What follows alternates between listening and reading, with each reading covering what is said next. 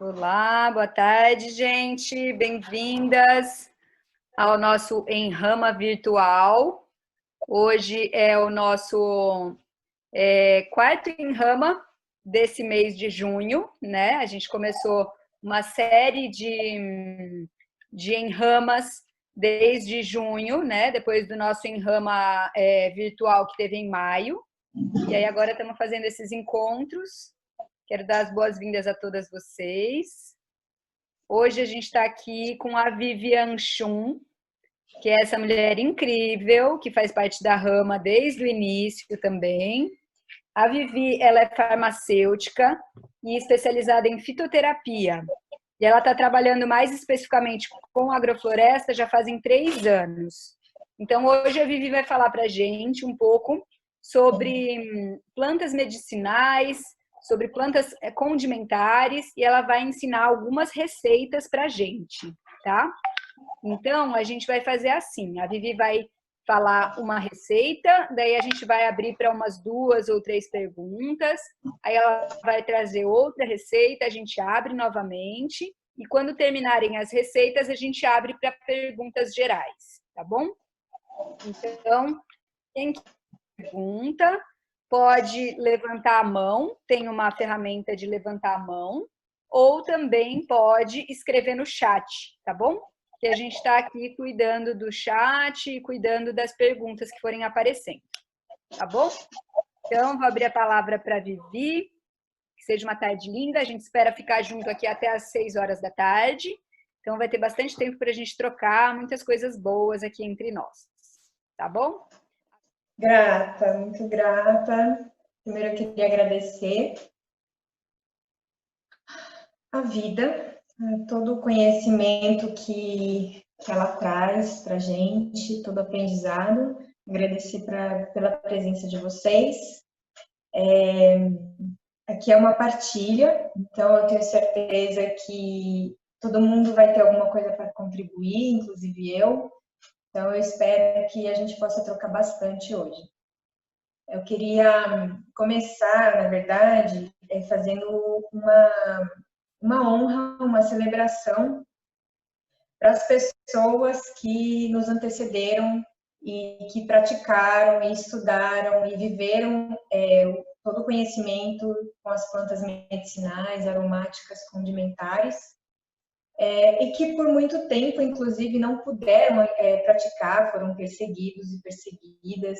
Hoje a gente vive num momento muito livre para aprender e viver isso, né? Hoje a gente vai dar um passeio pela história do mundo, pela história de várias plantas, um pouco das suas lendas, um pouco dos seus usos. Muitas não são brasileiras, lamento por isso, eu trouxe só uma nativa. Muito dos estudos das plantas medicinais ainda no Brasil, ele precisa ser desenvolvido mais, então os livros que eu tenho, que eu estudei, vem muito de fora, tá? As plantas que eu trouxe hoje, basicamente, são plantas muito encontradas no dia a dia, na nossa cozinha mesmo, que é o grande laboratório da nossa casa. Eu sou farmacêutica bioquímica, me formei como farmacêutica e depois eu fui fazer uma especialização em plantas medicinais. E hoje eu trabalho como agricultora em sistema agroflorestal aqui em Brotas. Basicamente, o que eu mais planto é hortaliças e frutas. E, bom, ainda é um caminho meu de me dedicar para as medicinais aromáticas. Muito do que eu quero trazer hoje é apresentar um uso íntimo dessas plantas que já estão presentes no nosso dia a dia, através de um outro olhar, né? Que não é o olhar necessariamente só culinário, é um olhar também medicinal, é um olhar também... E esse medicinal, ele não precisa acontecer necessariamente quando a gente está enfermo, ele pode acontecer preventivamente, que é o que a medicina chinesa e a ayurvédica eles pregam, né, de que a nossa medicina seja diária através da alimentação. Então, a primeira coisa que eu quero trazer é um enxaguatório bucal caseiro, sem álcool. Será que tem álcool? Eu acho que não. Não tem álcool. O que ele pode ter, ele pode não ter. Fica sob seu critério, né? E com o álcool, ele vai durar mais tempo, né? O álcool é um conservante. E sem álcool, ele só tem água. Então, você vai fazer e vai durar pouco tempo, mas é um enxaguatório bucal muito bom. Então, eu vou começar esse enxaguatório apresentando as plantas. Eu trouxe aqui erva doce, aqui são sementes de erva doce, tá? A erva doce, ela é da família das apiáceas. E é uma família de plantas muito presentes nos condimentos, como o coentro, a salsa, o salsão, a cenoura, tem também o cominho, tem o endro. Muitas dessas plantas, elas são aromáticas por inteiro, na raiz, nas folhas, nas sementes, nas flores. E esses aromas são os que a gente chama de óleos essenciais, né? A grande maioria dessas plantas dessa família, inclusive a erva doce, elas têm uma ação digestiva e limpante muito boa, né? Inclusive, eu vou falando só da erva doce, ela é uma planta que estimula a digestão, elimina os gases, né? Então, para quem está com aquela cólica, com aquela constipaçãozinha, aquela fermentação, a erva doce dá uma limpada, ela dá uma eliminada na flatulência. Muito usado também para bebês e mamães gestantes e lactantes, perdão. E também ela ainda estimula a produção de leite, então ela é muito benéfica para lactantes e bebês. Por que eu estou usando no enxaguatório bucal? Porque ela limpa muito a boca, além dessa ação digestiva, ela também é antisséptica, então, e ela traz um frescor, ela tem um aroma meio adocicado, porque a gente não quer usar xilitol, nem sorbitol, nem nada disso. Então, a erva doce, ela traz esse aspecto meio docinho, refrescante. A quantidade, como é uma coisa assim feita para você, eu vou meio no olho. Então, assim, é uma pitada. Na verdade, eu pesei antes. 3 gramas, mais ou menos, é o suficiente, ó. É mais ou menos essa quantidade. Além da erva doce, eu escolhi também o cravo. O cravo todo mundo conhece. O cravo é um botão floral de uma árvore. Ela é nativa lá da Ásia, que a gente usa no beijinho. O cravo, na faculdade, ele foi a planta que foi a primeira destilação de uma planta que eu fiz, e eu obtive o óleo essencial do cravo, né? Esse cravo, ele é muito rico em eugenol. O eugenol é o princípio ativo mais presente no óleo essencial de cravo, mais ou menos de 70% a 80%. E o eugenol, ele tem uma ação antisséptica muito potente, antiviral, antifúngica e bactericida. Por conta dessa ação, o óleo essencial de cravo, ele está muito presente em produtos dentários, né? Além de ser um ótimo repelente e antioxidante também. O cravo, a canela, cardamomo, noz moscada, vários dessas especiarias, dessas rotas, das grandes navegações, eles foram extremamente valorizados por ações conservantes de alimento, porque eles retardam a velocidade da putrefação dos alimentos. Então, naquela época não tinha geladeira, eles eram super valiosos, né? Você conseguir conservar um alimento é deixar de perder. Então, eles eram muito valiosos, trocados por moedas de ouro naquela época.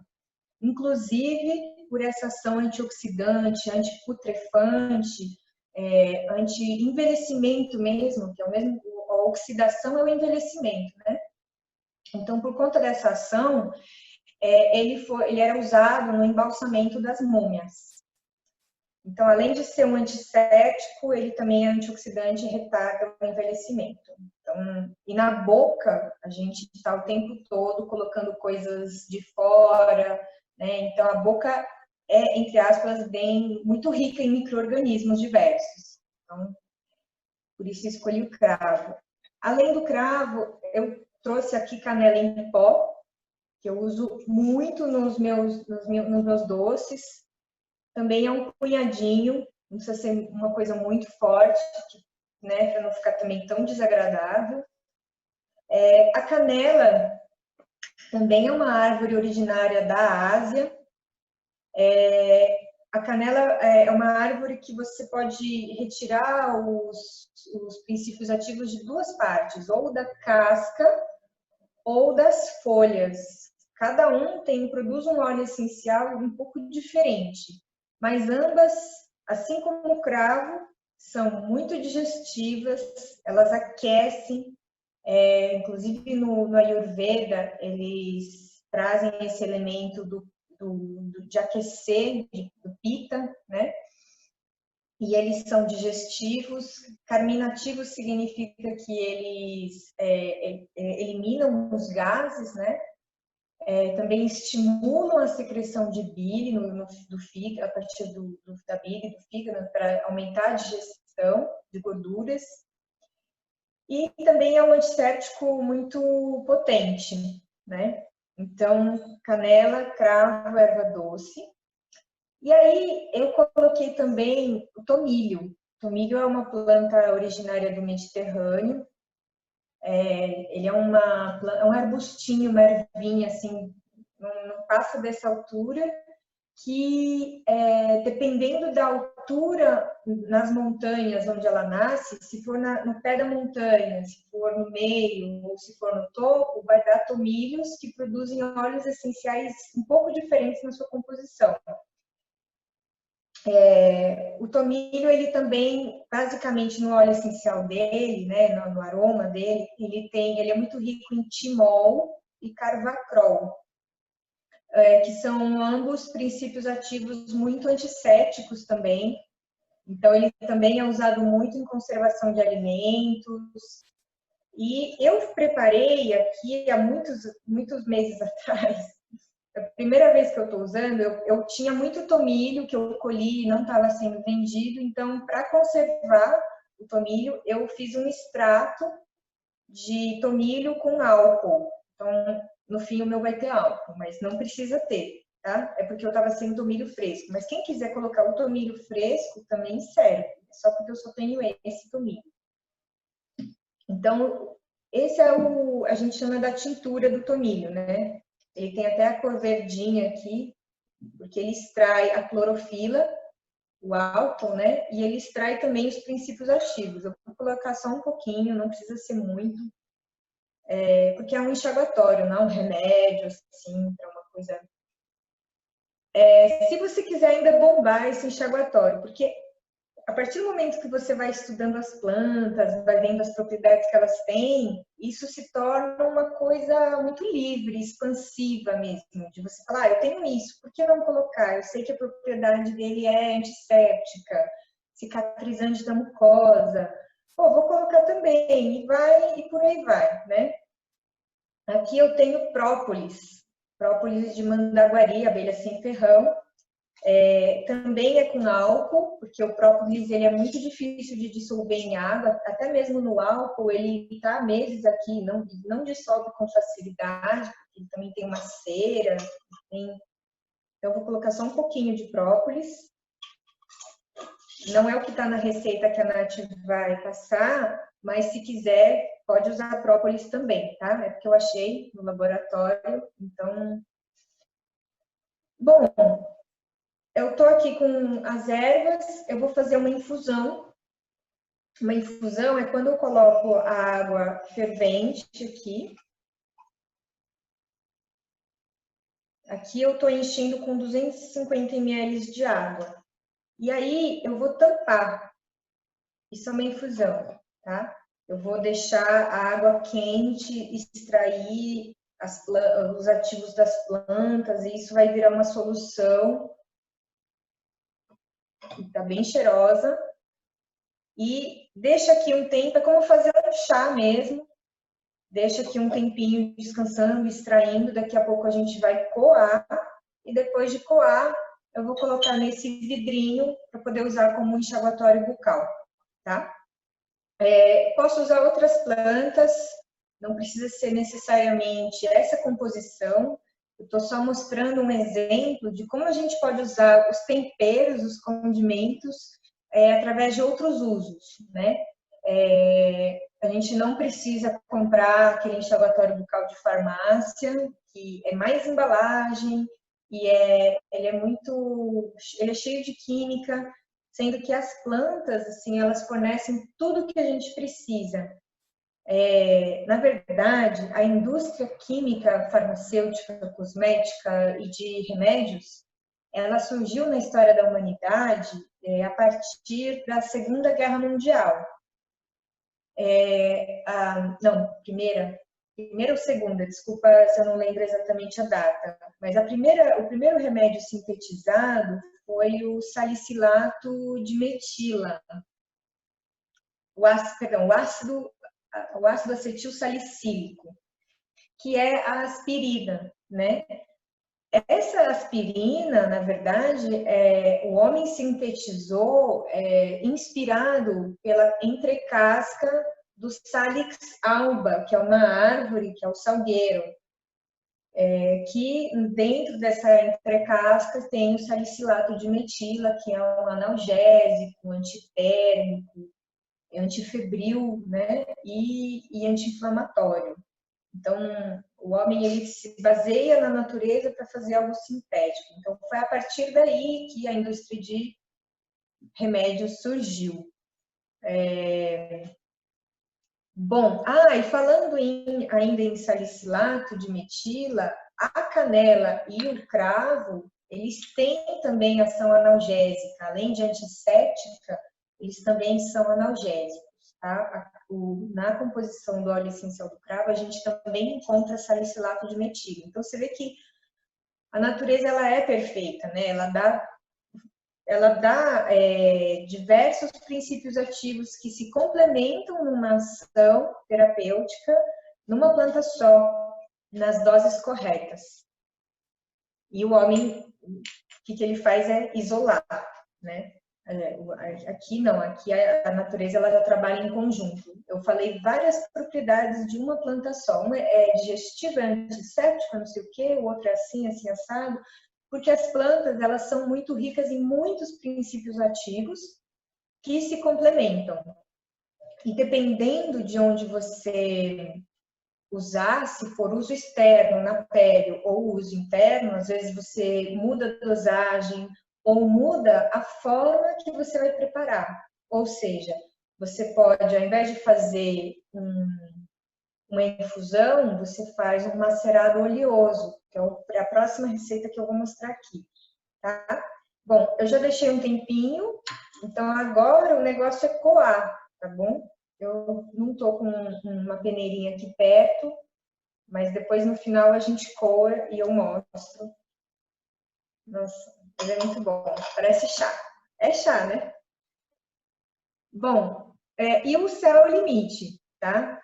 Se você tem uma hortelã em casa, se você para dar uma refrescância, se quer uma coisa saborizada, uma casca de limão, casca de laranja seca, também pode usar. Enfim, e aí por aí vai.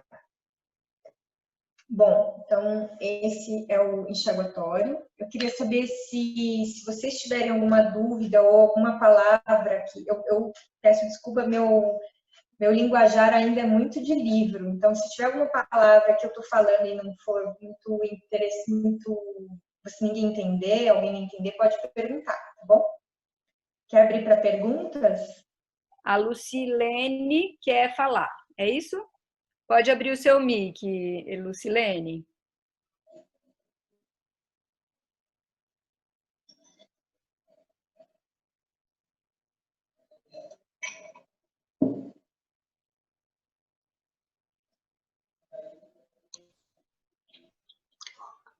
Pronto? Me ouve? Sim. Tá ouvindo? Eu gostaria de perguntar para a Vivi se eu posso usar a folha do cravo, porque eu tenho o pé e ele é um pé novo, não uso ainda, não saiu a semente. Posso usar a folha? Pode usar a folha, pode usar a folha. O cravo, ele é mais presente, os princípios ativos estão mais concentrados no botão floral, mas você pode usar a folha sim, tá? Quanto tempo dura? Alguém perguntou.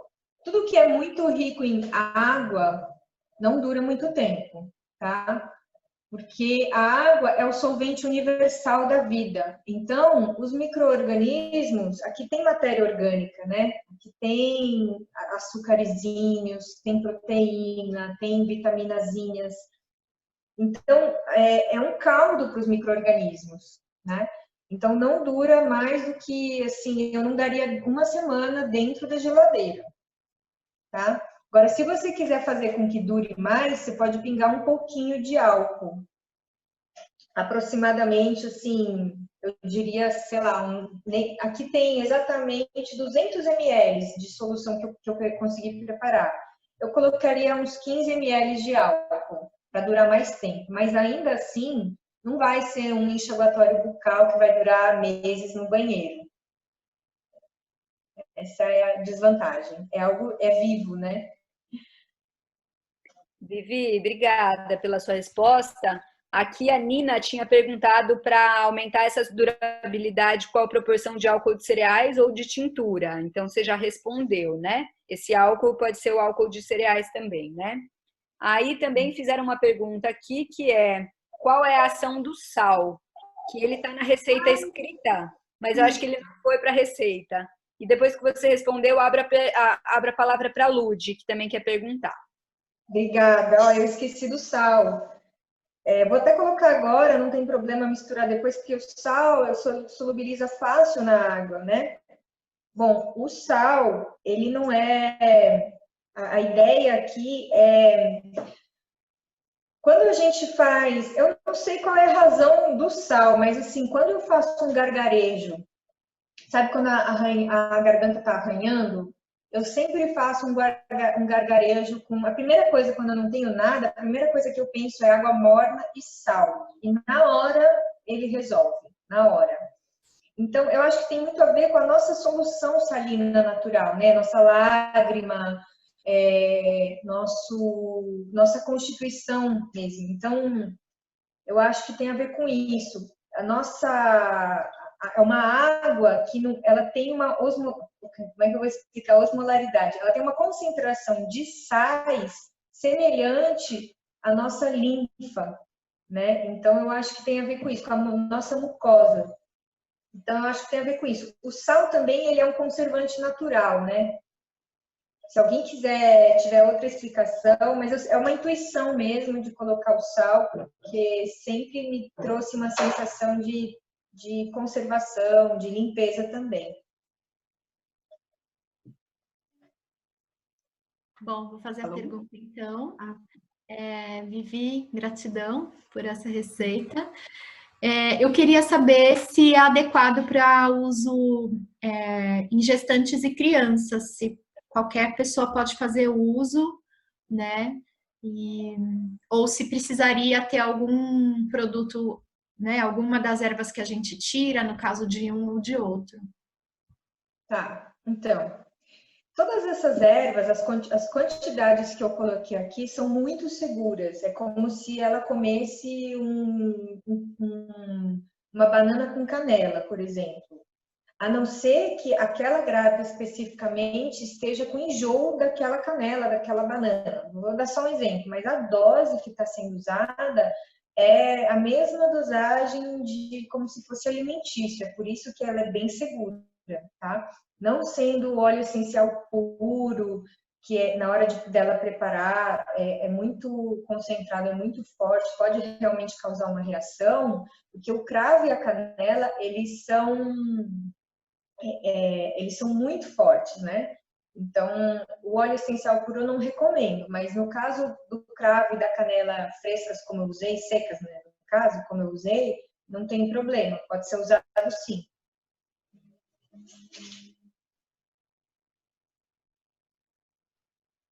Muito bom, gente. Então, ninguém mais pediu a palavra aqui. Eu acho que a gente já pode passar para a próxima receita. Lu, Vivi? Tá, então vamos para a próxima. E aí, só ainda voltando nisso, eu tenho várias plantas. Para quem planta, tem uma horta, uma agrofloresta, colher essas plantas, deixar secar, ou fazer uma tintura, um extrato, dura muito mesmo. Então, é uma forma de você conservar essa planta, não perder essa planta, né? E ainda trazer outros usos para ela. Bom, a próxima planta, então, que eu vou fazer aqui é a calêndula. A calêndula eu plantei fora de época, porque eu queria conservar minhas sementes e eu estava meio desesperada, falei, vou plantar. E deu bem. Então, eu peguei as pétalas aqui e quando a flor abre, daqui a alguns dias ela começa a murchar. Quando ela está meio murcha, lá para o meio-dia, sempre perto do meio-dia, e num dia seco, não chuvoso, é o momento ideal de colher as flores de calêndula. Quando ela está murcha, é fácil de retirar as pétalas, ela já sai sozinha, é só você puxar. Quando ela ainda acabou de abrir, você vai puxar a pétala, ela não sai, você tem que arrancar, acaba arrancando até a flor inteira, não é o ideal. Então, quando você retira só as pétalas, aí o que fica? Fica aquele miolinho do meio que daqui a pouco vai virar a semente, tá? Então, é só uma dica aí de quando é o momento ideal de colher a calêndula. E o plantio dela é assim, botou uma sementinha ali, cobriu. Ela gosta de ser plantada na época da chuva, no final das chuvas, tá? Bom, a calêndula ela é nativa do Mediterrâneo. Ela é uma planta muito usada na cosmética. Ela também é usada para uso interno, mas ela é mais conhecida no uso externo, tópico, para pele e mucosa, tá?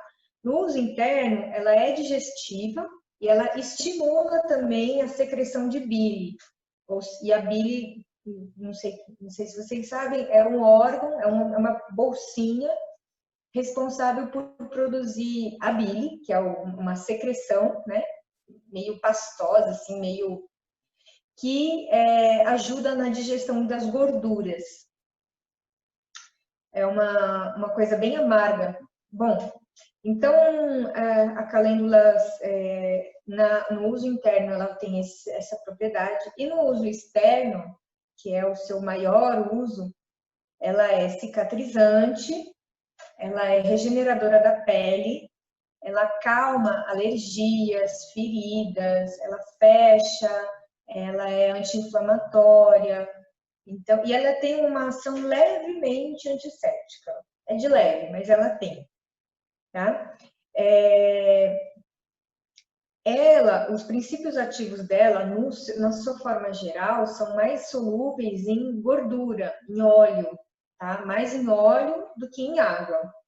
Então, quando a gente vai pegar uma planta e a gente quer extrair o princípio ativo dela, é importante a gente saber se esse princípio ativo ele é mais comum que as pessoas façam, coloquem essa planta no vinagre, no álcool, na água ou no óleo, né? Qual que é a forma de uso? Às vezes a planta pode ser usada em todas essas formas, mas para aquele fim que você quer, né? Eu gosto de usar muito a calêndula nos cremes que eu faço, nos óleos de massagem. E então, assim, eu trouxe aqui um azeite de oliva, que é um azeite, assim, barato. Hoje ele é barato, né? É fácil de achar. E também ele tem uma outra vantagem, é que o azeite de oliva é um óleo que não rança muito rápido, não oxida. Porque os óleos, eles são afetados por duas coisas. A primeira é a luz, né? Ele vai mudando a sua característica. E a outra coisa é o oxigênio.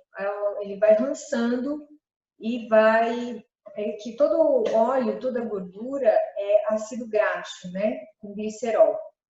Esse ácido graxo, o ácido, essa pontinha, ácido carboxílico, ele reage com o oxigênio e vira outra coisa. Ele rança, ele muda.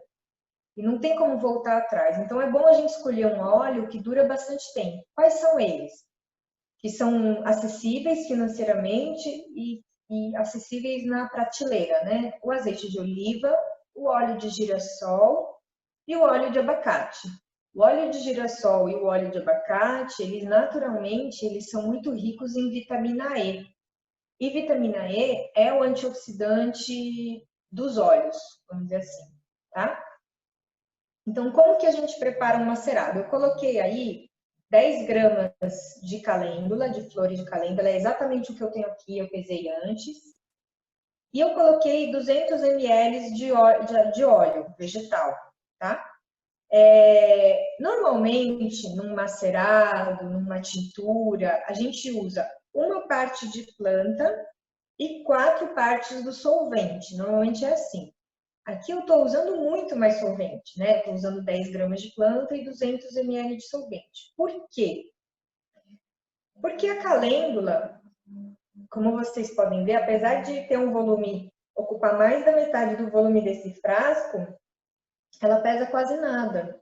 Então, eu preciso de uma quantidade maior de solvente para poder molhar a calêndula, senão vai ficar aquela coisa só a pétala empapada e não vai... Eu preciso dessa sopa acontecendo para ter a troca, tá? Então, basicamente, o macerado ele é assim, é muito fácil, ensopar a planta mesmo, tá? Aí, daqui a pouco ela vai secar ainda mais esse azeite. Então, é o suficiente para molhar a planta e ainda ficar um caldinho extra. Isso é já o meu macerado. E aí, qual é a forma adequada de eu armazenar esse macerado de calêndula? E quanto tempo ela fica? Bom, no mínimo 14 dias. Tem planta que o ideal é ela ficar 14 dias sob a luz do sol e sob o luar. Tem planta que é só sob o luar, no escuro, e tem planta que é só na luz. Depende muito do uso tradicional dela. No caso da calêndula, isso não existe um livro que fale muito sobre isso, tá? A gente segue muito o que os antigos herboristas fazem. No caso da calêndula, ela é dia e noite, tá? E o ideal é sempre armazenar num recipiente, depois que ela passar por esses 14 dias de luz e 14 dias de escuro, que é o caso da calêndula especificamente, tá? Na verdade, então, até esses 14 dias, o ideal é até dar uma misturadinha, tá vendo? Dar uma mexida para estimular essa troca. Passados esses 14 dias, eu vou filtrar num voal, tá? Vou espremer bem. E esse óleo resultante, ele pode vir para um frasco escuro. Pode ser um vidro escuro ou você pode usar um vidro claro e você fecha esse vidro em volta com papel ou tecido, tá? E aí é muito importante também, depois que ele estiver pronto, você etiquetar esse recipiente. Então, o que ele tem aqui, quando foi feito e se você... E eu coloco qual é o conteúdo dele, né? Então, eu coloco aqui extrato oleoso ou macerado de calêndula, tá? E a data de hoje, para eu saber que ele foi feito nessa data. Ele dura muito tempo, tá? Meses, anos.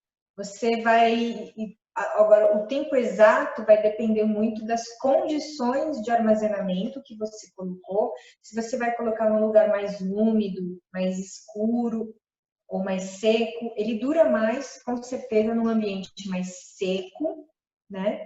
E mais escuro, depois que ele passar por essa filtragem, tá? E aí, esse macerado, legal, ele tá pronto. Você vai observar que ele fica com um cheiro característico, o óleo filtrado, né? Com um cheiro característico de calêndula, que eu acho muito gostoso. E ele fica meio alaranjado, ele capta os flavonoides das pétalas, que são anti-inflamatórias. E aí, qual que é o uso disso daí, né? Eu posso usar como, a partir disso, fazer uma base para fazer uma pomada com cera de abelha. Isso aqui é da caixa de abelha do pai do Léo. Eu derreti, juntei com o mel, um restante de mel que tinha, derreti e virou essa plaquinha de cera. Eu posso usar essa cera. Primeiro eu derreto a cera, né? Depois, quando a temperatura da cera tiver pelo menos uns 45 graus, aí é que eu adiciono o macerado de calêndula, misturo rapidinho e verto rapidinho num potinho, porque ele vai esfriando, né? A cera, quando esfria, ela já solidifica. Então, tem que ser tudo muito rapidinho, tá? Mas primeiro sempre derrete a cera, depois usa o macerado. Agora, as proporções, você pode usar, como é cera de abelha, pode ser mais ou menos 20% de cera de abelha. 20, 25, tudo vai depender da dureza que você quer. Se você quer um bálsamo duro, bem duro, daquele que você esquenta com a mão, com o dedo, ou alguma coisa assim meio pastosa. Então, essa concentração vai depender da dureza. Claro que quanto mais cera de abelha, mais durinho ele vai ficar, né? Então, além de pomada, bálsamo, você pode também usar puro como um massageador, né? Ou para massagear um bebezinho, ou passar nas assaduras quando for trocar fralda. Ele é super seguro, a calêndula é muito segura para usar em bebê, criança, mãe gestante, lactante, tá? Também pode ser usado, inclusive, naquele enxaguatório bucal, porque a calêndula também protege as mucosas, né? Então, às vezes, a pessoa usa aqueles aparelhos que machucam a mucosa, você pode colocar um pouquinho desse óleo e fazer aquela movimentação, tem um nome que o Ayurveda fala, que é esse tratamento da limpeza bucal com óleo, eu não sei, não lembro. Mas isso também pode ser usado. Além de outros usos, por exemplo, base para um sabonete terapêutico, um shampoo, e por aí vai. Então, a principal mensagem que eu queria passar hoje é o preparo de um macerado. Aqui, eu também preparei, há um tempo atrás, um macerado de camomila, que eu plantei, também não estava sendo vendida, camomila orgânica, e eu preparei esse macerado aqui. Ele tem um cheiro muito suave de camomila. Ai, se desse para sentir o cheiro. E ele tem, basicamente, quase as mesmas propriedades da calêndula. Cicatrizante, regeneradora, também ele protege a mucosa e a pele, também é anti-inflamatório, então usado em picada, ferida, cortes, tá? E também tem um uso seguro para crianças e bebês. Então, alguém tem alguma dúvida, alguma colocação, uma experiência diferente com macerados?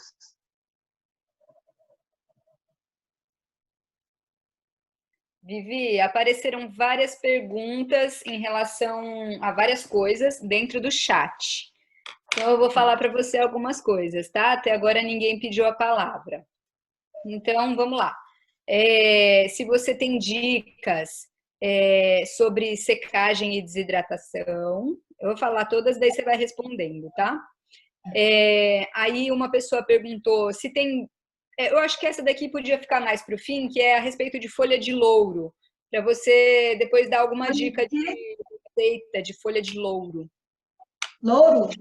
É a próxima. Pronto. Então, também perguntaram qual o consórcio que você fez com a calêndula no SAF, uma pergunta muito legal. E se existe outra coisa, sem ser a cera de abelha, para usar para dar essa consistência. Sim. Tá bom? Tá. Se eu perder alguma pergunta, você me ajuda, tá? Pode deixar. Consórcio da calêndula, da camomila. É calêndula ou camomila? Da calêndula. Da calêndula, tá bom. A calêndula eu planto de semente e ela dá em mais ou menos 60 dias, aparece a flor, tá? Então eu tenho que pensar nela como se fosse um brócolis, porque é o tempo dela, é o tempo de um brócolis, na verdade. Na verdade, na verdade é o tempo do brócolis de muda, né? 60 dias. Eu planto ela com milho, eu planto ela com um emergente. Então, milho, por exemplo, pode ser um quiabo. Então, no canteiro, eu plantaria o quiabo ou o milho no centro, a cada 1 metro, ou pode até ser mandioca, mas aí eu plantaria a calêndula nas bordas, tá? No caso, então assim, eu planto sempre o que vai demorar mais no canteiro, no centro, quiabo, mandioca. Milho não demora muito, mas ele cresce muito rápido, então rapidamente ele espicha, né? Se for para milho grão, 4 meses, então eu planto no meio. Nas bordas, eu planto as calêndulas a cada 30 centímetros, um bolinho de sementes, um chumacinho de semente, tá? No caso da camomila, eu gosto de plantar muito a camomila nas linhas de árvore. Ela a cada 30 centímetros, nas bordas também. Já plantei várias vezes, junto com horta, junto com árvore. Para mim, ela sempre ficou mais vigorosa, produziu mais flor e se deu melhor nas linhas de árvore, nas bordas também a cada 30 centímetros. É assim que eu planto. E as árvores estão plantadas bem no meio, né? E as árvores ainda são pequenininhas, então a camomila que gosta de muito sol não vai se incomodar. Então é assim que eu planto, tá? Segunda pergunta era sobre... Você pode falar sobre secagem e desidratação, ou se quiser a gente pode deixar essa pergunta para o fim, depois das perguntas. Seria também a outra coisa o que colocar no lugar da cera sem ser cera de abelha, mais relacionada a essa receita. Tá. A cera de abelha, ela pode ser substituída por cera de candelila ou cera de carnaúba. A carnaúba é uma planta brasileira, a candelila é uma planta mexicana, tá? São ceras que depois eu compro essas ceras também. Inclusive a cera de carnaúba, ela tem vários tipos, né? Dentro da cera de carnaúba tem o tipo 1, tipo 2, tipo 3. Algumas ceras são mais grosseiras, rudimentares, assim, que é para enceramento de carro, automóvel. Outras são mais delicadas, que é para cosmética. Existem várias classificações. Então, para quem é vegano e faz cosmético vegano, a cera de candelilla e carnaúba, elas são substituídas pela cera de abelha. Elas são ceras um pouco mais duras, ou seja, o ponto de fusão, que é a temperatura para derreter essas ceras, é um pouco mais alto, você precisa de mais calor do que a cera de abelha, tá? Então, enquanto eu uso mais ou menos, para eu obter a mesma dureza de um bálsamo, uma pomada, enquanto eu uso 20%, 25% de cera de abelha, na cera de carnaúba ou candelilla, eu vou usar 15 a 20%. Eu uso um pouco menos, tá? E sobre secagem de plantas. Regra número 1, começa com a colheita. Sempre colher num dia seco, ou seja, se não choveu no dia anterior e se não choveu hoje, é o momento certo de colher. Agora, o intervalo correto, ou seja, o horário mesmo da colheita, aí vai depender da espécie que você vai colher. Se for camomila, é melhor de noite. Se for, mas né, eu não colhi de noite. Se for calêndula, melhor de meio-dia. Então, vai depender muito da planta, porque cada planta tem o seu perfil de concentração máxima de óleo essencial, princípios ativos, num certo período do dia. Então, isso é uma coisa. Legal, aí você colheu no dia correto, né? O dia seco, pelo menos, ok. Então, você vai pegar essas plantas e imediatamente levar para um lugar, primeiro, arejado, né? E sombreado. Essa é a segunda dica. Arejado e sombreado. Então, e de preferência, limpo, né? Na forma caseira, bem caseira mesmo, em pouca quantidade de planta, o que se faz muito é pendurar, fazer um varalzinho e pendurar a planta, né? Porque aí evita que rato ou barata ou animais terrestres consigam acessar esse material, né? Então, pendurado é mais seguro sempre. E também porque o vento, ele passa e seca.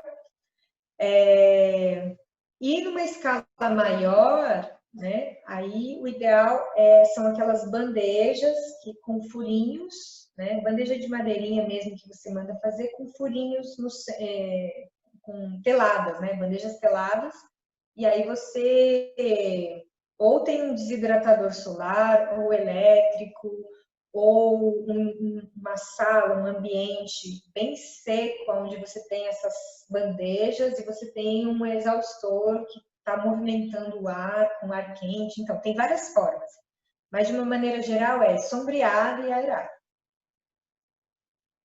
Eu perdi alguma pergunta? Tá ótimo, Vivi. Então, acho que é isso. Aí perguntaram aqui depois, o óleo de girassol que você usa, né, nessa receita, ele precisa ser extra virgem ou também pode ser o óleo de girassol que se compra no mercado? Tá, boa pergunta. Então, na verdade, é uma correção. Eu estou usando azeite de oliva, tá? Sempre os extra virgens e prensados a frio são os melhores óleos para nosso autocuidado, porque os óleos que estão encontrados no mercado, eles já foram refinados. O que é isso? Qual a diferença de um óleo refinado e um óleo prensado a frio? Vamos imaginar comigo um abacate. Tá?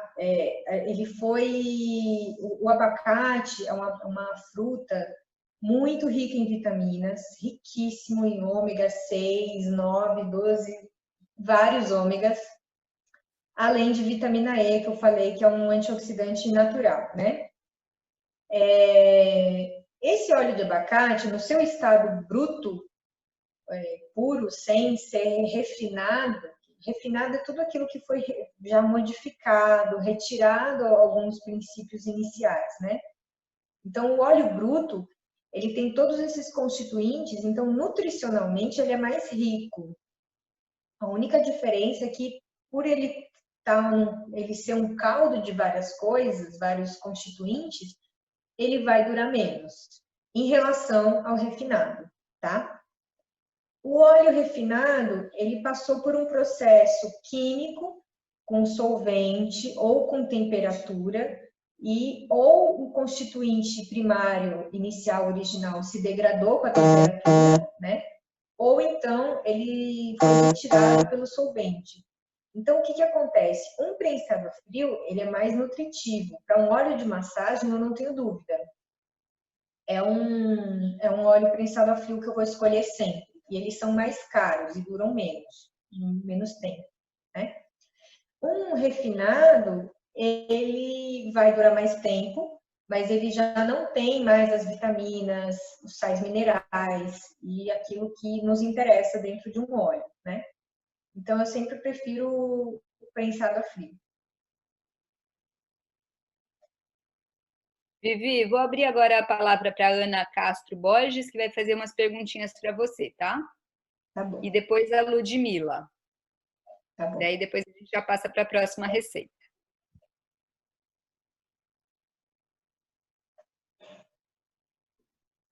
Oi, Vivi. Eu quero saber duas coisas. Uma, você colhe as flores da calêndula com a planta ainda no pé para o miolo secar e virar semente. Não tira a planta toda, né? Precisa ficar plantada para poder gerar sementes. E a outra é o macerado de camomila, ele também são 14 dias de dia e de noite? Então, obrigada. oi, Ana.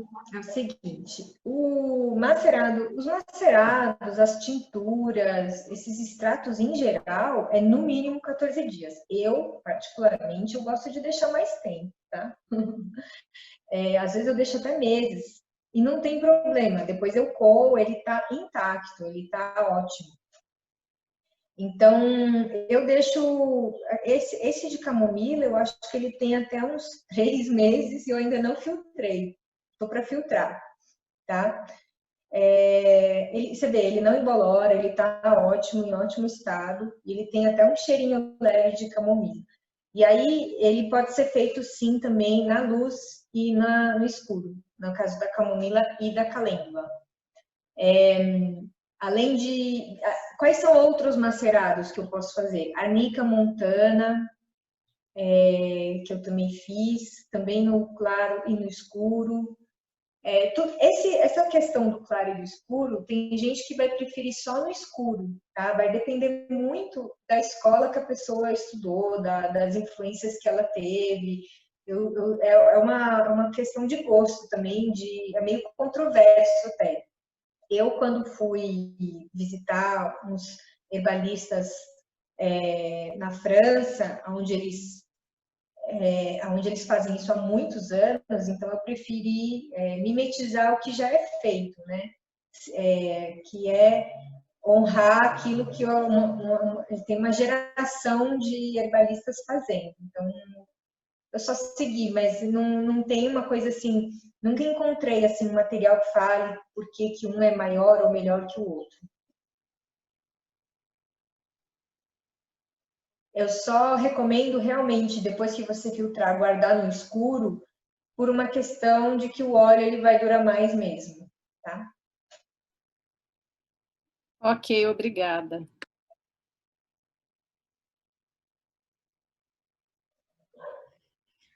Então, Vivi, a minha pergunta tinha a ver com isso também, porque eu tenho um macerado que foi feito de calêndula, mas ele foi feito todo no escuro, né? Bem com vidro bem vedado.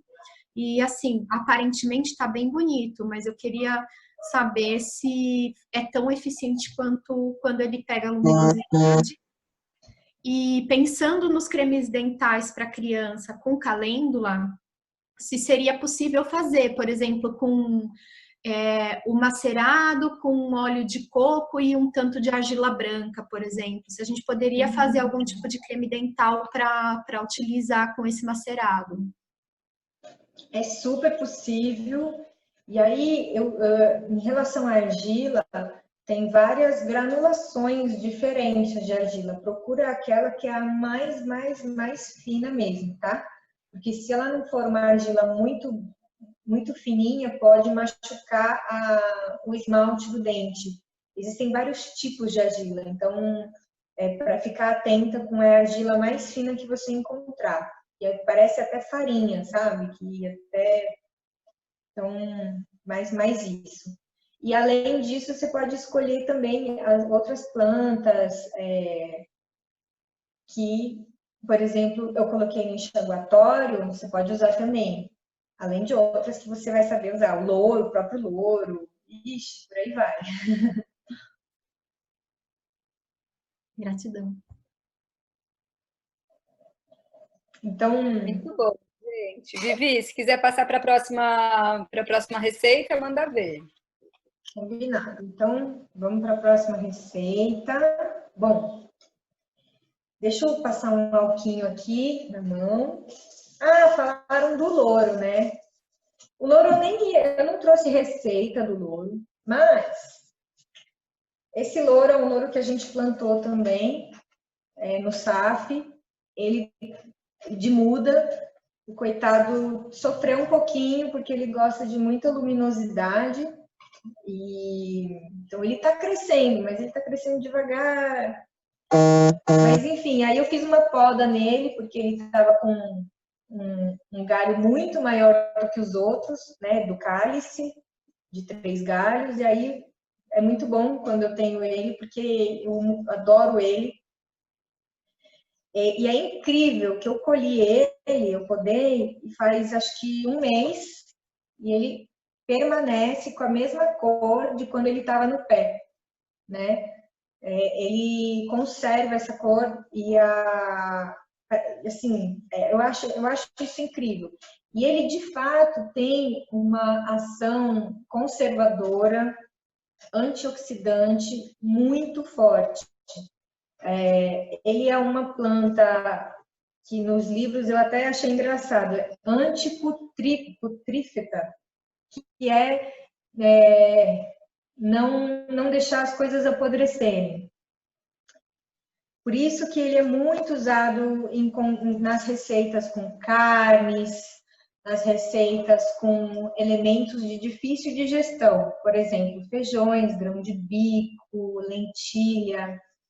Por ele também, além de evitar a putrefação, tanto na carne quanto dentro do nosso corpo, né, essa fermentação, pela ação antisséptica que ele tem, ele, além disso, ele também estimula a digestão, ele estimula a secreção de líquidos gástricos, né, de sucos gástricos, e também da bile, tal como a calêndula. Além de uma ação antisséptica bem forte. E o louro, ele tem muitas histórias e lendas greco-romanas ligadas ao louro, com os valores de nobreza, de vitória, de glória, de conquista.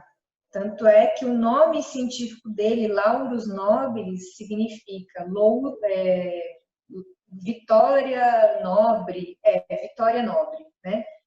Então, e na bruxaria, o louro ele está muito associado à intuição, à clareza mental,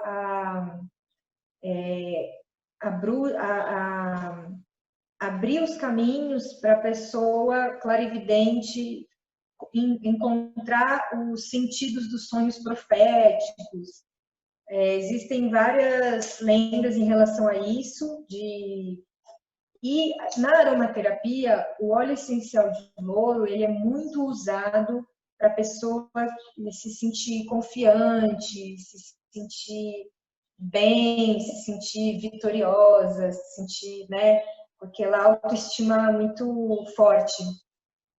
Inclusive, é uma planta que eu não sou muito entendida de astrologia, mas é uma planta ligada a uma casa astrológica, muito relacionada aos signos de Áries e Leão, que são os signos, né, de se mostrar, de quem é muito confiante, do pioneirismo, né, dessa conquistação toda. Então, quando eu comecei aqui esse encontro que a gente está tendo, assim como ele é muito usado na aromaterapia, o óleo essencial ele é muito usado na olfação. Na olfação, que é você fazer assim, pingar uma gotinha do óleo essencial, que é o que eu estou fazendo aqui, no caso, com a folha, e fazer essa conchinha e se debruçar sobre os óleos essenciais curativos que ele tem. Então, bom, se vocês quiserem trazer mais usos dele, ele é uma planta, ele é uma folha coriácea, ou seja, uma folha dura. Então, a forma ideal de uso dela é rasgar a folha, e ela é muito usada em ensopados, né? Coisas que vão cozinhar por um longo tempo, porque ela libera os seus princípios ativos lentamente. Então, o que eu tinha para falar do louro era isso. Alguém tem alguma pergunta, algum uso diferente?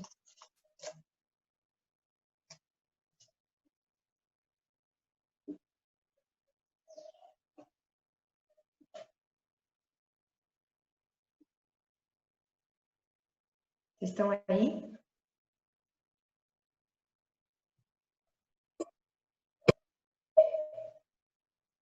Estão perguntando aqui no chat, Vivi, qual sorte do louro? Achei que o celular apagou.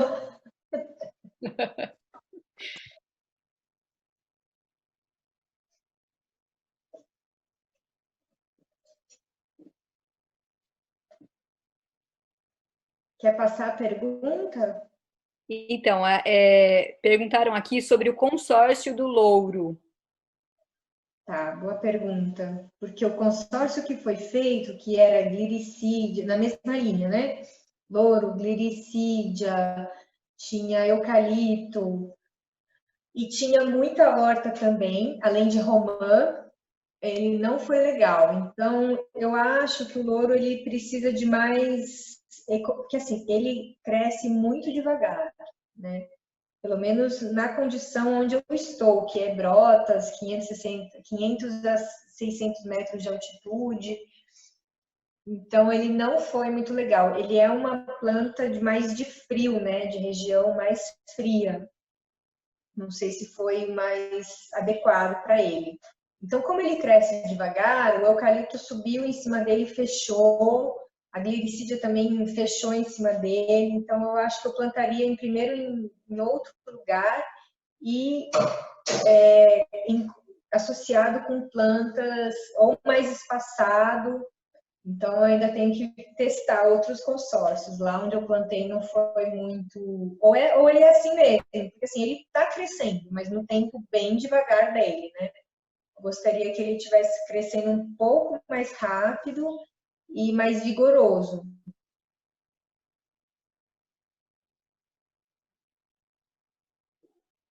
Muito bem, Vivi. Bom, vamos passar para a próxima receita, então, a terceira receita da nossa tarde. Então tá, vamos lá. Essa terceira receita, eu vou precisar de um voal, um ralador, faca, limão, cúrcuma, gengibre,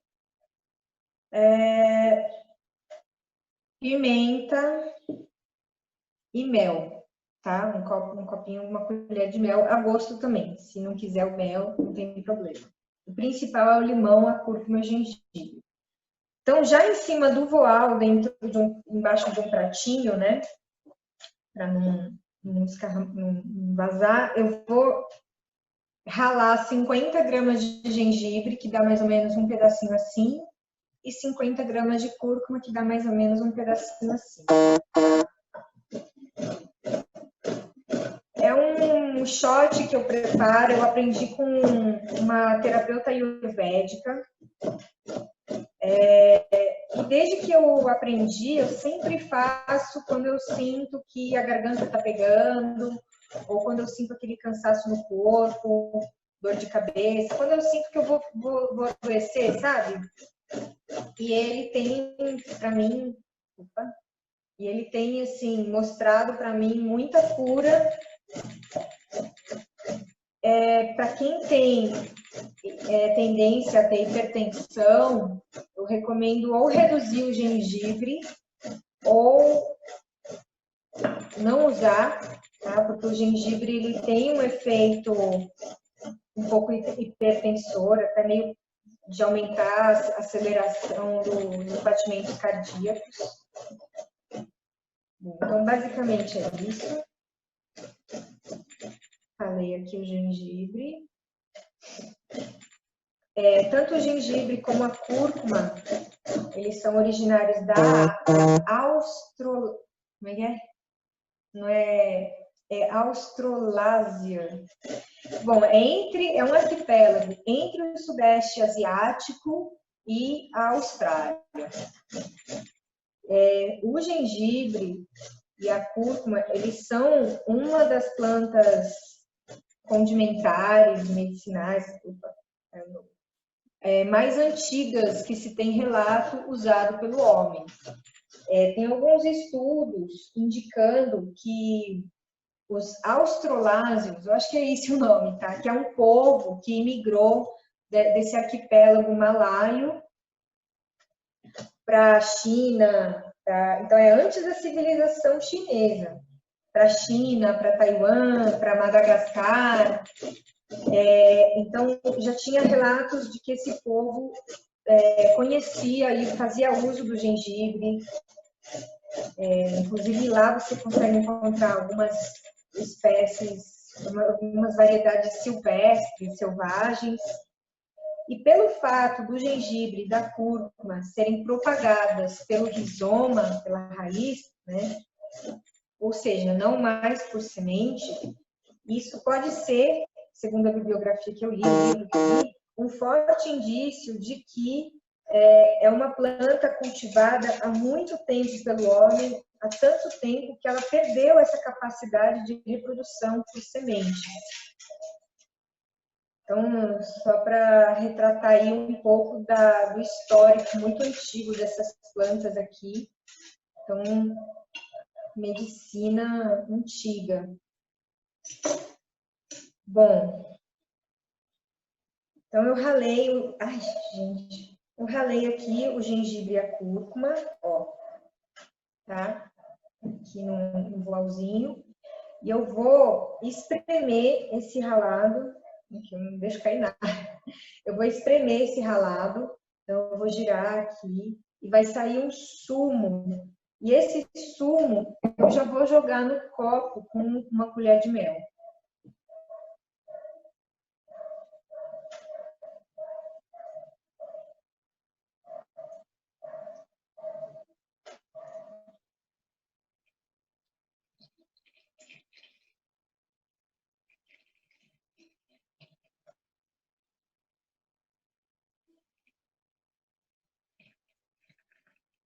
Sai um sumo, um leite, que os indianos chamam em inglês, né, que eu não sei em sânscrito, de golden milk, que é o leite de ouro.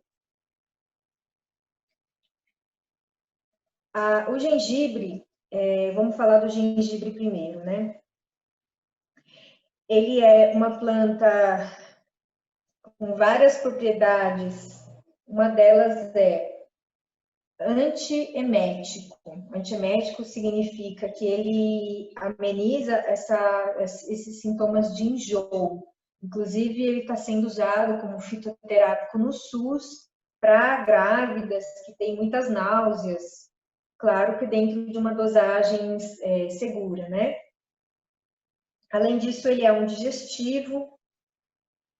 Muito está sendo usado também como antirreumático, então reumatismo, né, é aquela condição de pessoas que têm dores nas articulações, e o gengibre ele lembra muito, a constituição do rizoma lembra muito articulações, né? Então, digestivo também, e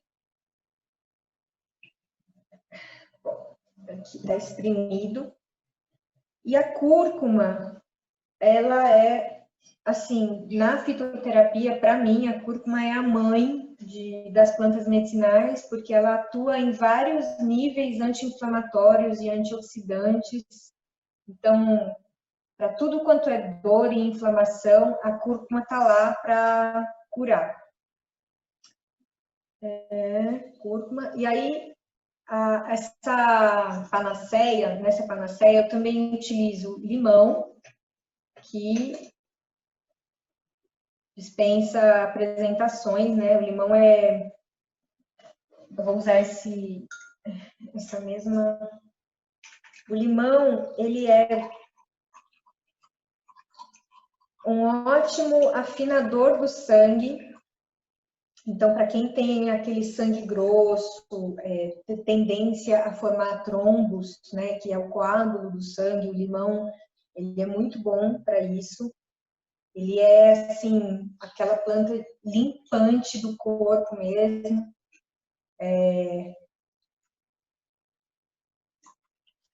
Adstringente. Então, quando a pessoa está com uma alimentação muito pesada, limão é muito bom. Além de ser um ótimo elemento para aumentar a imunidade. Então, aqui a gente tem a cúrcuma, o gengibre, o limão. Olha a cor, que lindo! Mel. E eu não sei se eu coloquei na receita. O mel é mais para dar um saborzinho, porque é muito saboroso isso aqui. E eu não sei se eu coloquei na receita, eu acho que eu coloquei pimenta preta aí, talvez. Sim, Pode ser? pimenta preta? Sim, tá. Por que a pimenta preta? A pimenta preta, ela otimiza a absorção, ela melhora a absorção da cúrcuma no nosso organismo, porque a cúrcuma ela não tem uma absorção muito fácil. Então a pimenta preta ela aumenta essa absorção, não precisa ser muito também. E ainda uma colher de azeite de oliva também melhoraria bastante ainda essa absorção, porque a curcumina da cúrcuma ela é solúvel em gordura. Então esse shot ele é muito bom para ser tomado logo depois de uma refeição, com você comer alguma coisa gordurosa, algum óleo dentro da alimentação. Eu não vou colocar aqui o azeite porque eu vou tomar assim mesmo, tá? E é isso, esse é o shot que eu tomo, eu preparo ele rapidinho quando eu tô começando a gripar, quando eu tô... É isso. Não tem nada de água, é somente o sumo do limão, da cúrcuma e do gengibre. Muito bom. Alguém já conhecia esse shot? Fazia de um jeito diferente, além dele aquecer o corpo, né? Nossa, ele é muito bom. Você sente uma vitalidade que você está tomando na hora. Ele é muito simples, como vocês viram, muito rápido. Então, eu abro aí para perguntas para quem já conhecia, quem fazia diferente. E a mão fica toda amarela. Vivi, rolou uma telepatia muito forte, viu? Você respondeu as perguntas da Ana Borges sem você ter lido as perguntas dela. Já está respondido. Ela tinha perguntado sobre a pimenta e sobre o óleo. Gente, alguém aqui quer falar alguma coisa sobre esse shot? Tem alguma dúvida sobre esse shot? Se for uma dúvida já mais relacionada a outras coisas, outras dicas de outros problemas, outras situações, vamos deixar mais para o fim, tá bom? Ah lá, Juliana Nunes está com a mão levantada. Pode falar, Ju. Oi, gente, boa tarde. Vivi, você falou sobre opções, né, alternativas para esse shot. O que eu faço é com própolis ao invés do mel, que é a mesma, muito possivelmente a mesma coisa, mas provavelmente com mel fica mais gostosinho, né? E eu não adicionava pimenta, então agora eu vou começar a adicionar. Isso é legal, e é bom saber também que depois do almoço é legal isso. Isso eu não sabia. Então, gratidão. Mas o própolis é uma alternativa. Assim, a gente chama isso de... Não é otimizar, tem um nome que eu esqueci agora, mas só a cúrcuma, ela tem um efeito. A cúrcuma com a pimenta, ela tem um efeito em dobro. Ela aumenta muito mais a absorção. Então, por isso, a pimenta. Nossa, e dá uma esquentada. Bom para um dia de hoje, hein, gente? Que tá frio, pelo menos aqui tá frio. E ainda, se vocês quiserem incrementar canela, cravo, alho, nossa, é uma bomba. Meu companheiro um dia tava muito mal, é difícil dele ficar mal desse jeito, dormiu o dia inteiro. Eu fiz uma bomba aí de canela, cravo, tudo que era antioxidante, tudo que aquecia o corpo. Nossa, no dia seguinte ele estava outro. Então, é isso. Às vezes a gente não dá muito crédito para as plantas que a gente tem na cozinha, porque, é cozinha, é temperinho, não.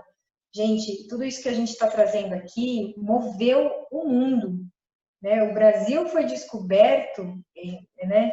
Impulsionado pelas grandes navegações, impulsionado por esse comércio de tão valioso que isso era. É que hoje a gente não dá valor, mas ele, assim, né? O mundo não dá muito valor, mas eles têm muito valor terapêutico no nosso dia a dia. Lembrar que a história do ser humano com as plantas medicinais percorre quase toda a nossa história e o primeiro sintético faz 70 anos. Acho que, bom, se não tiver mais perguntas, eu queria então finalizar com duas coisinhas, não é necessariamente uma receita, mas eu trouxe aqui um vinagre de alecrim. É um vinagre comprado mesmo, eu não fiz o vinagre, um dia eu chego lá. Mas é um vinagre comprado com alecrim. Dois usos possíveis que eu pensei nele, né? Primeiro eu pensei para o cabelo mesmo, porque eu faço condicionadores, mas eu gosto também de usar vinagre para o cabelo. Eu sinto que na hora, de uma forma instantânea, o fio do meu cabelo sela e fica muito macio. Então, só que o cheiro do vinagre é um pouco desagradável, né?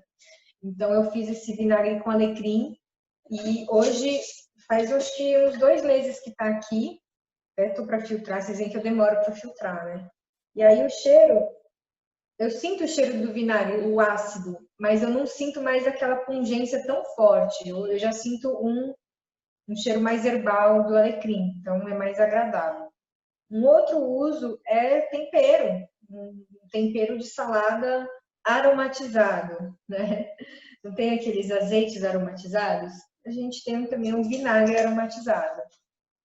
Então, você vê que é uma coisa muito eclética. Eu posso usar na cozinha, eu posso usar no banheiro, e eu também poderia usar, por exemplo, depois de filtrado, como um amaciante na máquina de lavar roupa, para também, como um efeito do condicionador, o mesmo efeito. Em vez de usar amaciante comprado, que é um monte de química, a gente usa um vinagre, tá? Ele deixa o tecido também macio. Não me pergunte por quê. Eu sei do caso dos fios de cabelo. No caso das roupas, eu não sei. Só sei que funciona. E, para não dizer que eu não trouxe nenhuma nativa, essa é uma tintura de barbatimão, que é uma planta nativa do bioma cerrado brasileiro. É uma planta que foi praticamente dizimada do nosso cerrado, né? Os pecuaristas, tudo que eles viam de barbatimão no campo, eles queriam tirar, cortar fora, porque os bois, essa é uma planta muito rica em taninos, né? E aí, o efeito do tanino, quando os bois comiam, os novilhos, enfim, a boiada comia, era gerar uma constipação, um entrave digestivo muito, muito forte, muito intenso. E também pode gerar na gente. Isso daqui não é para consumo interno, jamais, tá? É só para uso externo.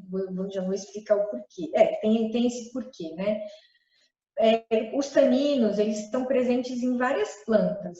Na banana verde, no caqui verde, no caju, no vinho, só que em graus diferentes. O que é o tanino? O tanino é um princípio ativo das plantas que quando entra em contato com proteínas em geral, o que eles fazem? Eles alteram a estrutura molecular química das proteínas, que vamos supor uma proteína que ela é assim.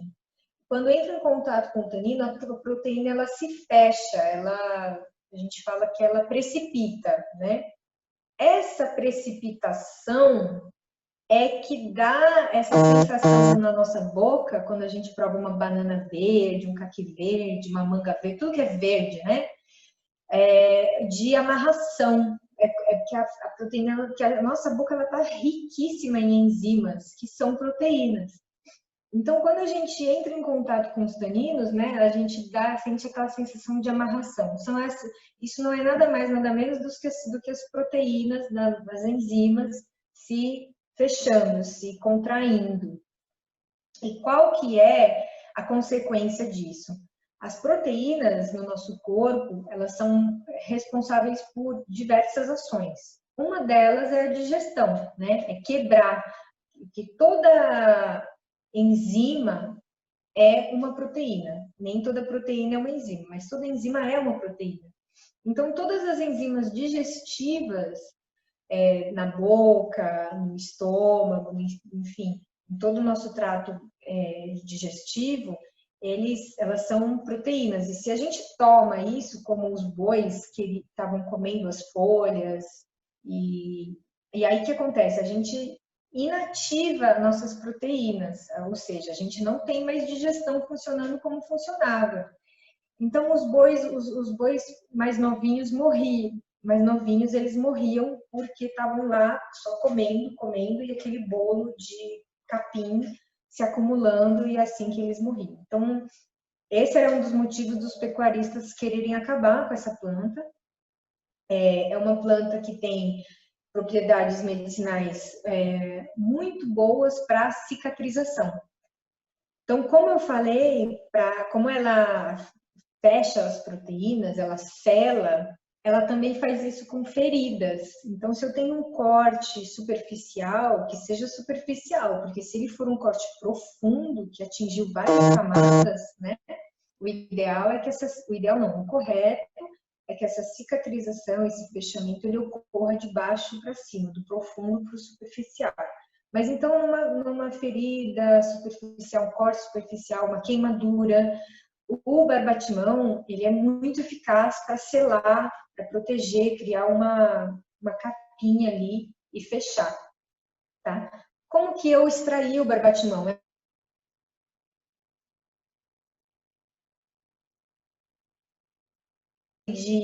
O princípio ativo que eu estou procurando, que eu tenho interesse. Ele é solúvel em quê? Em álcool. Em álcool ele também seria, né? Porque álcool é solúvel em água. Mas ele em óleo não seria tão eficaz, porque ele é muito mais solúvel em água do que óleo. Então aqui é uma decocção, ou seja, eu peguei a entrecasca e fervi. Tá? E esse é o fervido do barbatimão. E aí, como que eu usaria ele? Eu usaria ele, por exemplo, num sprayzinho, como se fosse metiolate. Pois é, ele tem até cor, né? Então, é como se fosse isso, tá? Acho que é isso que eu queria trazer. Eu lembrei de mais um uso muito interessante para os nossos óleos vegetais, eu vou fazer uma demonstração aqui, para quem se maqueia, para quem usa lápis, rímel, etc e tal, todos esses produtos, eles são basicamente cera com minerais e outros pigmentos, que às vezes não são muito saudáveis, né? Se for aquele padrão.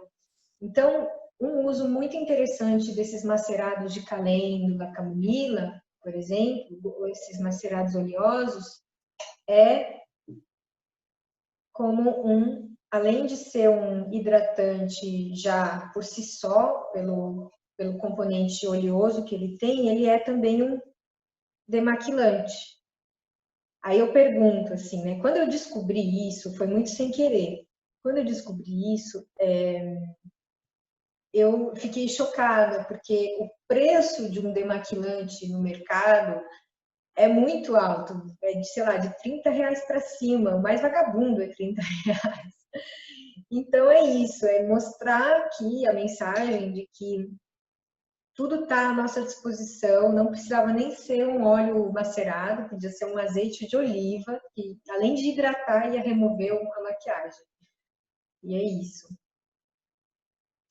A gente pode abrir para perguntas. Vivi, eu vou abrir então. Quem que estava com a mão? A Juliana Nunes está com a mão levantada. Então, Vivi, eu só queria compartilhar com todo mundo que se vocês estão com medo de usar vinagre como condicionador para não sair cheirando vinagrete, tem um jeito de usar ele antes do shampoo. Eu fiz um tratamento de cabelo, eu estava tendo muita queda de cabelo. É claro que tem uma questão interna, né, da nossa alimentação, mas também externa. E o vinagre é uma das melhores coisas para fazer isso.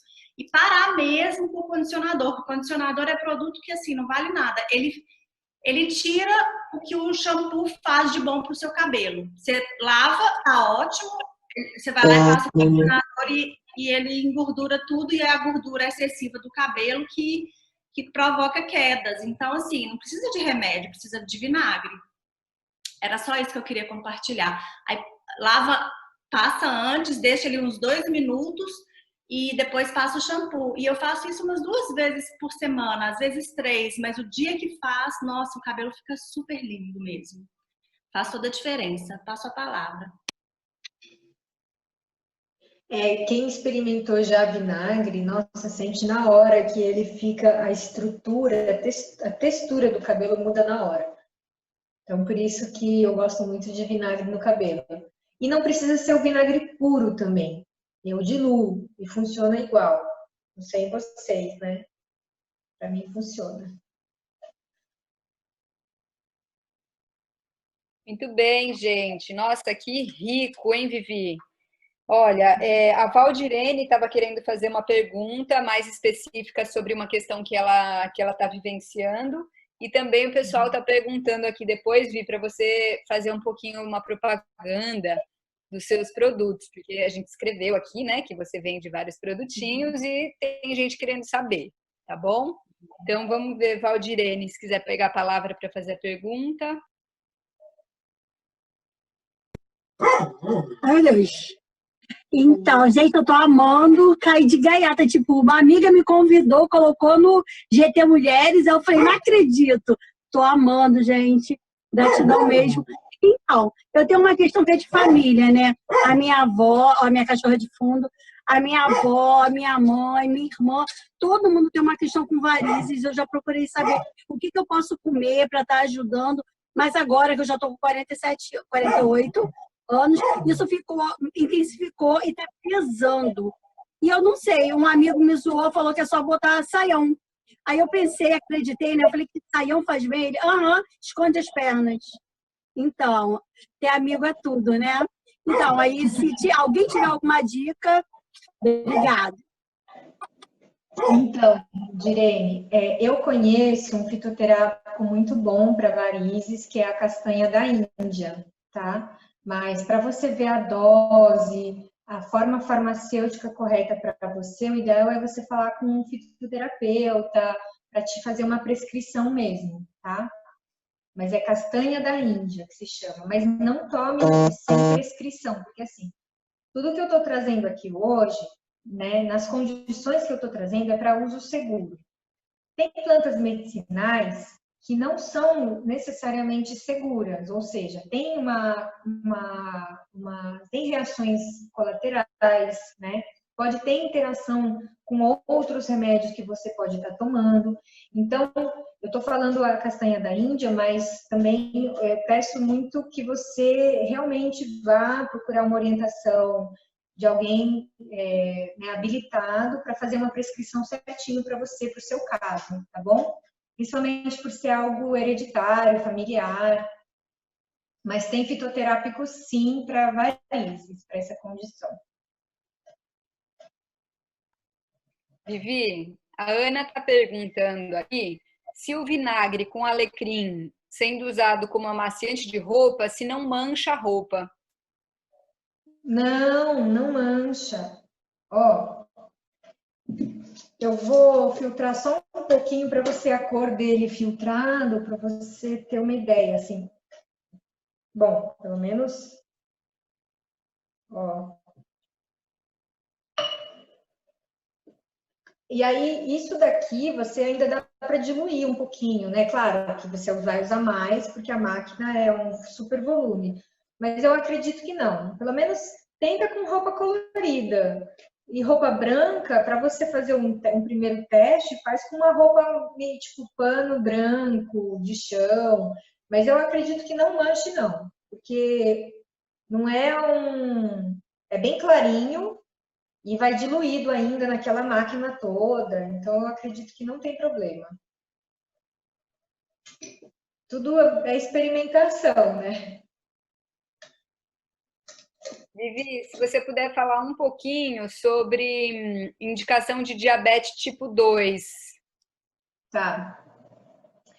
Ó, tanto diabetes tipo 1 quanto diabetes tipo 2 já tem vários estudos, documentários, todo o material possível que demonstra que uma dieta rica em fibra e pobre em carne, pobre em refinados, ou seja, açúcares e massas, e pobre em gorduras também, já dá um grande avanço na cura da diabetes, tá? É que é difícil mudar hábitos alimentares, né? Mas, assim, uma dieta, principalmente se você for ir atrás de alimentação viva, crudívora, vegana, não precisa de remédio, assim. A diabetes tipo 2 é uma diabetes que foi adquirida com a dieta. Então, assim como ela foi adquirida através da dieta, ela consegue ser facilmente revertida. A diabetes do tipo 1, ela é mais adquirida por hereditariedade, genética, né? Ela é um pouco mais, assim, vamos dizer assim, uma condição, uma pré-condição mesmo. Mas mesmo assim, já tem estudos que mostram que uma dieta rica em fibra e pobre em tudo que eu falei, já melhora muito a condição. Se a pessoa toma insulina, ela vai tomar muito menos. Tem uns documentários que mostram isso, já tem isso bem comprovadinho. Agora, tem algumas plantas que ajudam muito também nessa condição, né? Que eu sei que mudar hábito alimentar é uma questão para todo mundo, não é simples. Então, por exemplo, se você já ouviu falar da batata yacon, uma batata andina, parece uma batata, mas ela tem uma textura meio de pera, meio de maçã, dá para comer ela crua, ela é uma delícia. Não é tão fácil de achar, mas dá para achar. Ela é cultivada em lugares mais frios. A batata yacon, ela é muito boa para quem tem diabetes. E geralmente quem tem diabetes tem uma condição de ter hipertensão também, né? Então a batata yacon, além de diminuir a glicemia do sangue, né, o açúcar no sangue, ela também diminui a hipertensão, ela reduz, tá? Além da batata yacon, tem alguns fitoterápicos, por exemplo, o chá ou a tintura da pata de vaca. Não é a pata de vaca que a gente encontra na cidade, é uma outra pata de vaca. É uma planta que o nome científico se chama Bauhinia furficata. Tem dela também, mas é isso. Para essas condições mais crônicas e que tem uma sintomatologia, sintomas mais graves, vamos dizer assim, né? Que o diabetes não é brincadeira. Então, a recomendação não é a automedicação, é você realmente procurar um fitoterapeuta. O SUS hoje disponibiliza alguns fitoterápicos,